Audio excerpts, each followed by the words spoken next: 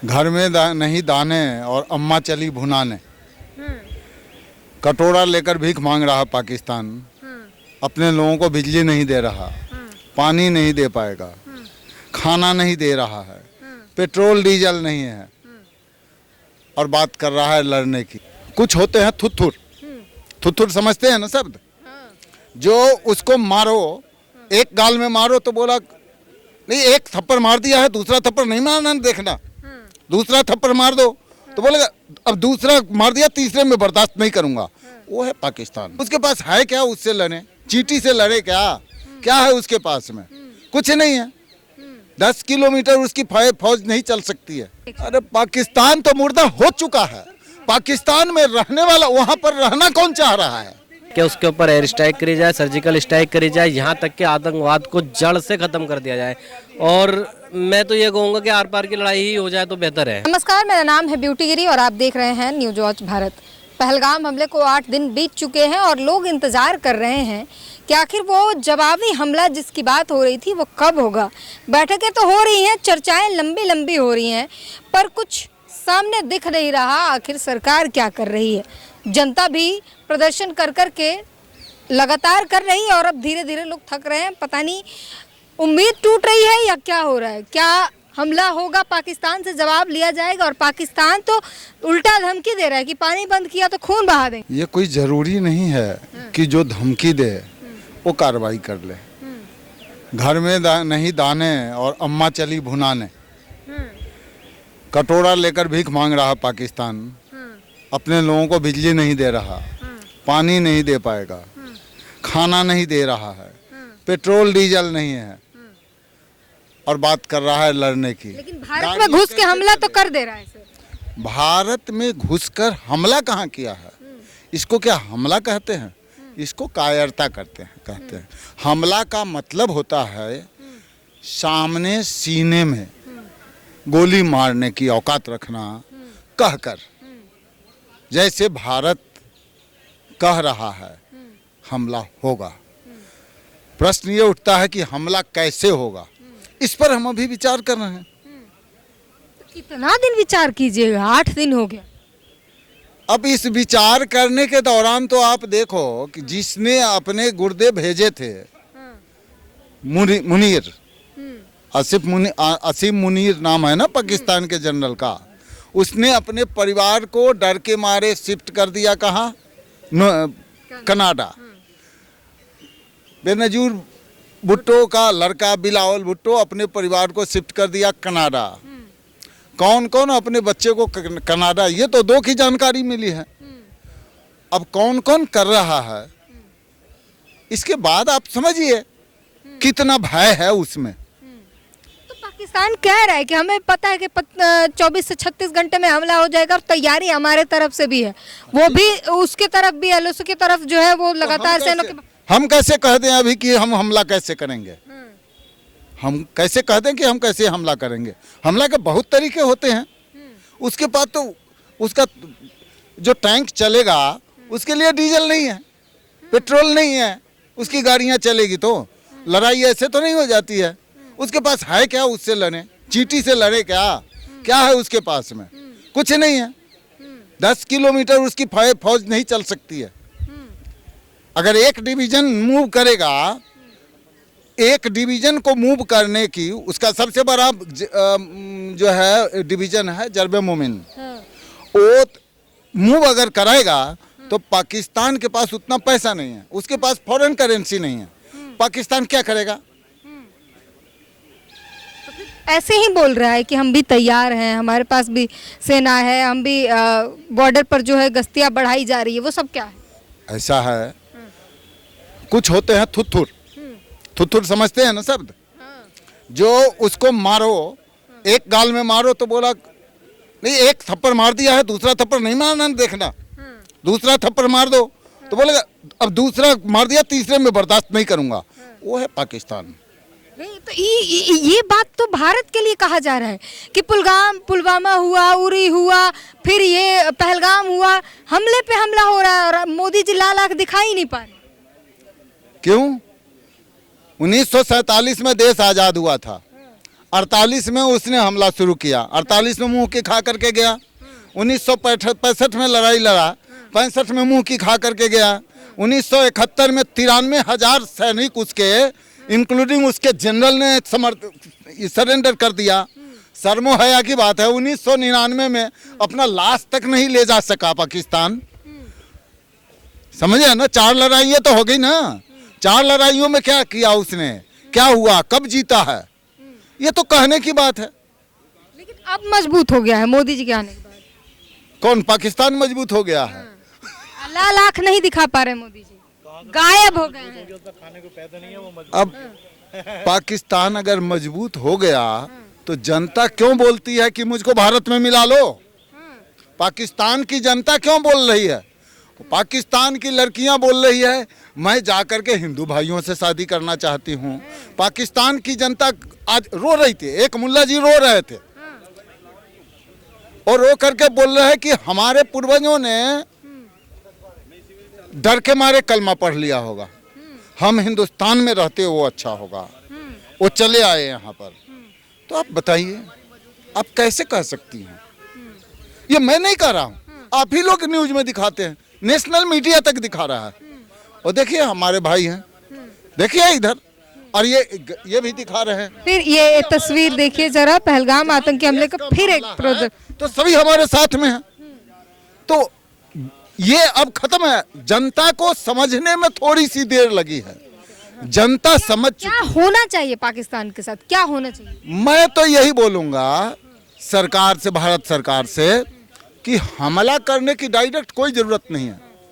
NIA की team ने बड़ा क्लियर कर दिया कि ये जो मामला हुआ है, असीम मुनीर ने अपने एक, जैसे हमारा उनका एसएसजी है, ठीक है, स्पेशल सिक्योरिटी ग्रुप, उसके एक आदमी ने सारा प्लानिंग किया और आकर के यहाँ पर अटैक किया है।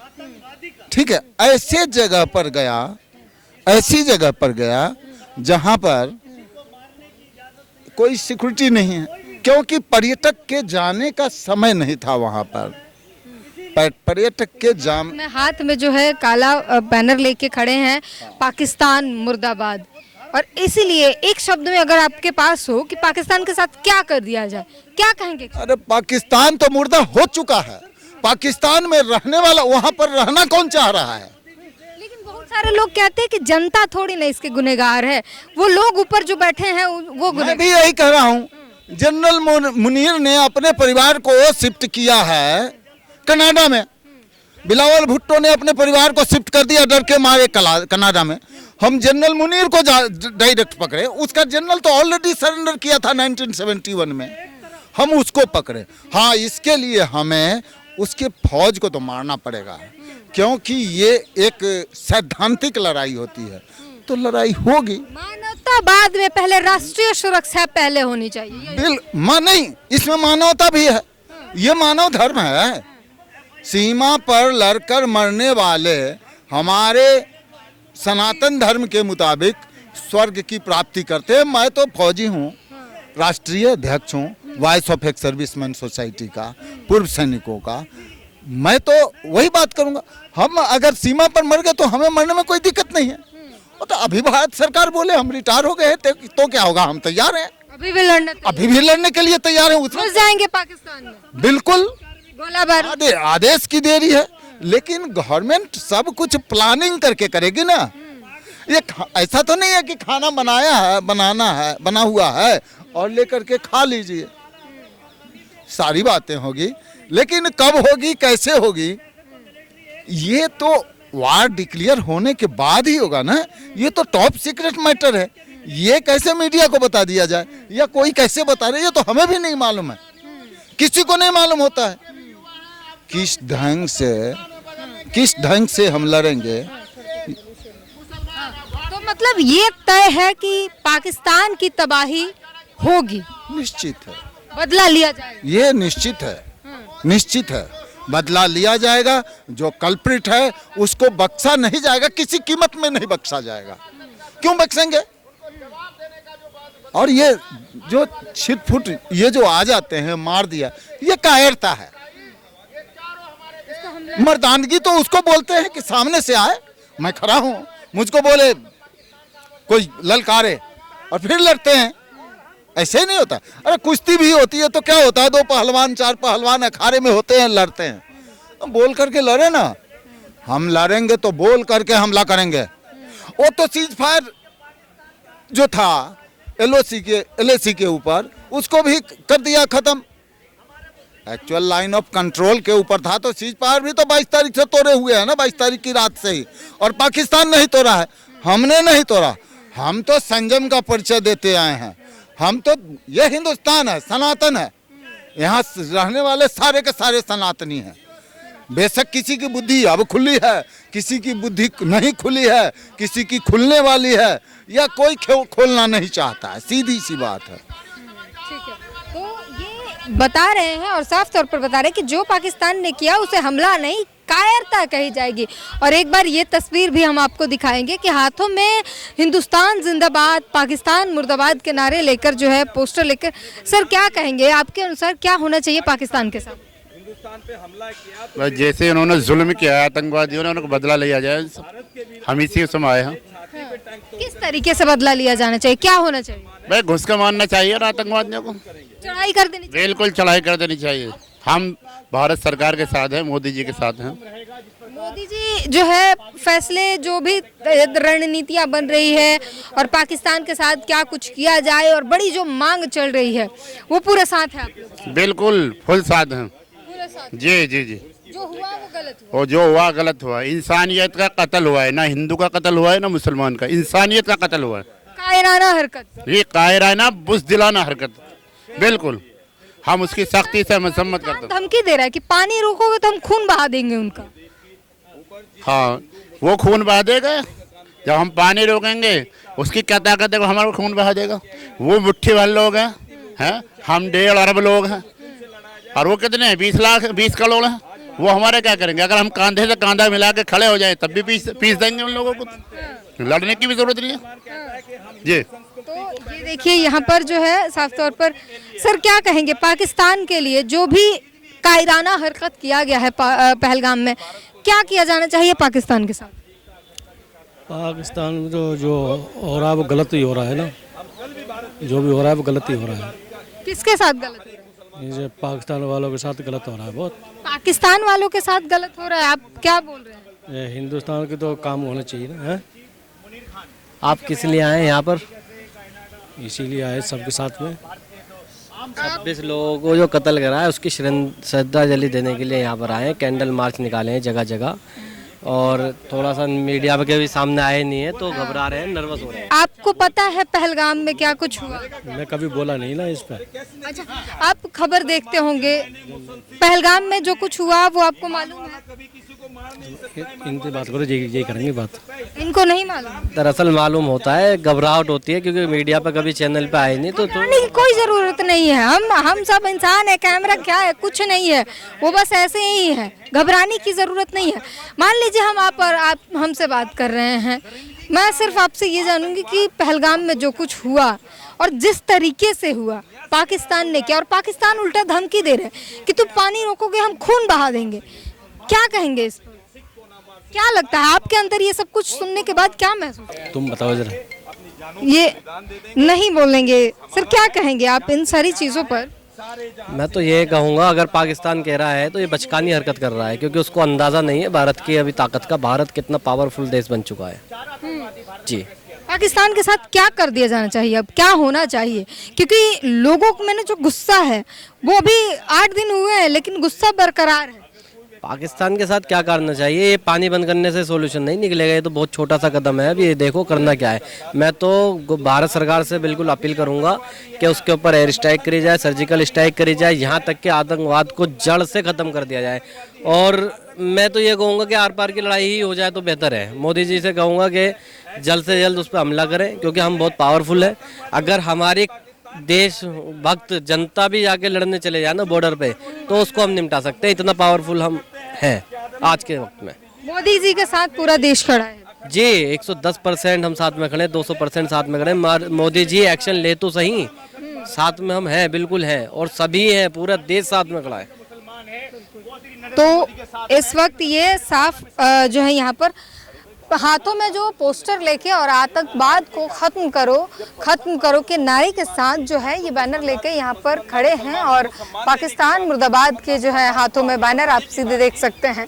और यहाँ से हमने जानने की कोशिश की और आपको दिखाने की भी कोशिश की कि किस तरीके से जो 8 दिन के बाद भी लोगों का गुस्सा भी ठंडा नहीं हुआ है। हम कह रहे हैं, हम लोगों से जाकर पूछ रहे हैं कि क्या गुस्सा ठंडा हो गया।